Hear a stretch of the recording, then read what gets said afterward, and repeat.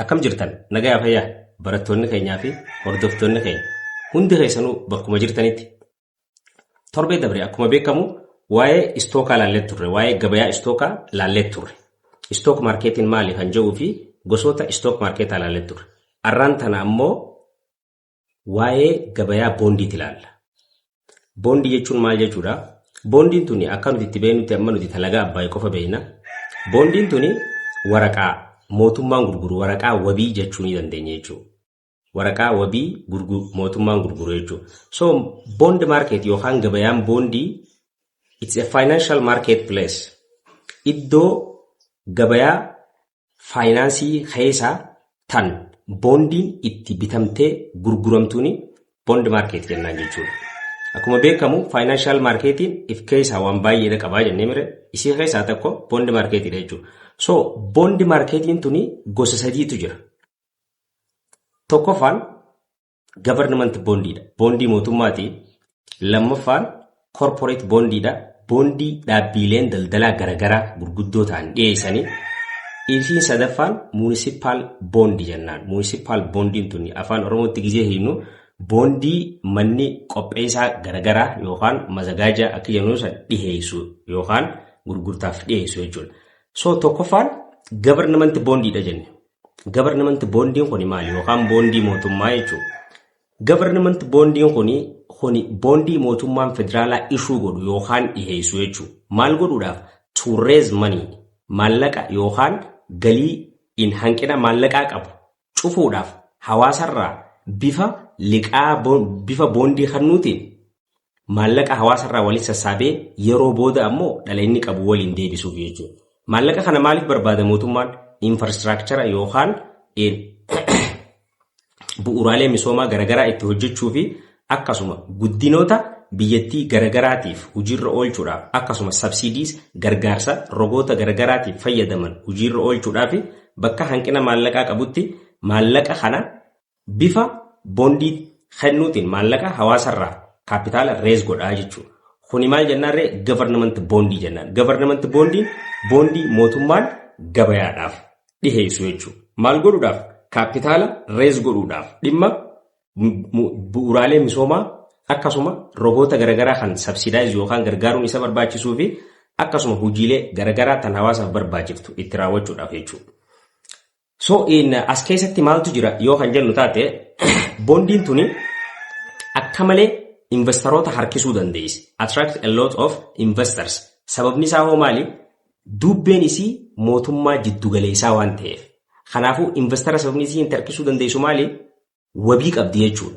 Sababni wabii isii itti qabaachuu dandeesse qaamni waan kana sii dhiyeesse mootummaa waan ta'eef central government yookaan mootummaa jiddugalaa waan taateef arra yoon bondii kana bitee boru achiin maallaqa dhabeetiin khasaaraa waan jedhu waan hin jirreef jecha confidence yookaan ifitti amantummaadhaan investoroonni baay'een gabayaa government bondii yookaan bondii mootummaan dhiyeessuu kana keessatti baay'inaan hirmaatan jechuudha. Akkasuma riskiin diffuulti ta'e yookaan dhaabbataa ta'e kan isii waliin jiru ammaas haalaan xiqqaadha jechuudha. Sababni biraa ammoo kan mootummaan bondii tana minimize bondii tana dhiyeessuuf maal godhuufi liquidity yookaan dhangala'iinsa gabayaa minimize godhuudhaaf mootummaan bondii tana gabayaarra fidaa jechuudha. Itti aansuudhaan bondiin tun jechuun maal jechuun beekamti? Maqaan isii lammaffaa sovereign bond jechuun beekamti. Bondii birmadummaa qabdu jechuudha. Siigaltee tangizaatii sii qabachiifattee jechuudha. Inni itti aanu isiin lammaffaan corporate bondiidha. Corporate bondiin kuni bondii dhaabbileen daldalaa gurguddaan garagaraa gabayaatti dhiyeessan. Maal godhuudhaaf? Business entity yookaan dhaabbileen bizinesaa garagaraa gabayaatti dhiyeessan. Maal godhuudhaaf? Operation activity sochii raawwii isaanii boost godhuudhaaf kan dhiyeessan jechuu yookaan ol kaasuudhaaf. Sochii raawwii hojii isaanii ol kaasuudhaaf kaapitaala isaan barbaachisu arkachuudhaaf kaampaaniileen gurguddaan kuni bondii tana gabayaatti gabbaasanii gurguru jechuudha. Karaa kanaan maallaqa walii qabatanii sochii raawwii isaanii ol kaafatanii jechuudha. Corporate bond are usually long term.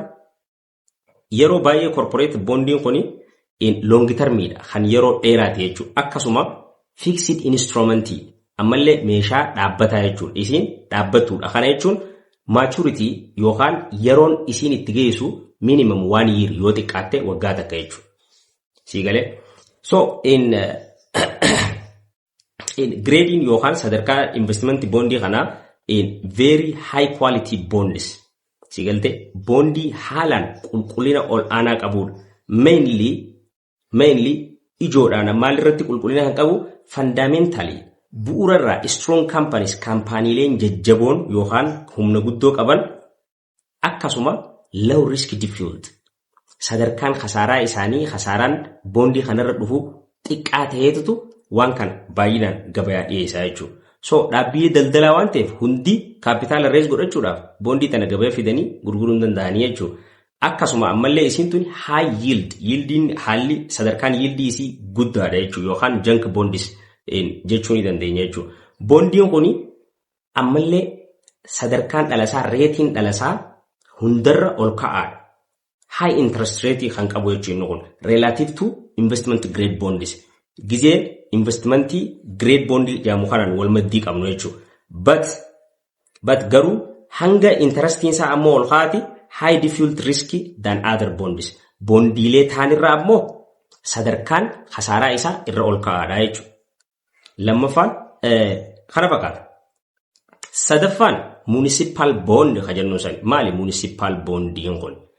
Municipal bondiin kun bondiilee manneen qopheessaatiin gabayaa irratti dhiyaatu jechuu dandeenya. Municipal bonds are generally tax saving bond. Bondii taaksii yookaan gibira qusachuudhaaf dhiyaatu jechuu gabayaa irratti which is garuu kan pretty yookaan bareechuu isa kana ammallee hawaasa biratti popular yookaan fudhatamiinsa kennuuf maali namootan taaksii save godhuu barbaadan bondii tana bitu jechuudha. Especially wanni kun biyyoota western keessatti beekama. Nu biratti hedduun beekamu jechuudha. So bondiin kun kan ishuu ta'u yookaan kan gabayaa dhiyaatu yookaan qaamni inni dhiyaatuuni government owned entities dhaabbilee mootummaan qabu jechuudha. Amma for example let's say in Ethiopian Engineering Corporation meetee kajennu san yoo ka fudhannu taate kaampaanii mootummaati. Bondii kaampaaniin akkanaa dhiyeessu. Mazagaajaa yoo jenne amma yookaan mana qopheessaa yoo jennu taate maali dhaabbata mootummaati jechuudha. Especially entities gizee jennu biizinasaan wal qabata. So kanneen akka commercial bankii kanneen akka maali poostaa elektirikaa dhaabbileen mootummaan qabu bondii dhiyeessitu jechuudha. So ammas isiin tuni high interest rate offering gootu yookaan yoo isii tana bitattan dhala bareedaa irratti argattan waan jiru sii galtee bu'aa dhala bareedaa qabu siin dhiyeessitu jechuu isiin municipal bondiin kana fakkaata. Torbee dhufu kutaatti aanu kan itti fufnu ta'a nagaan tura.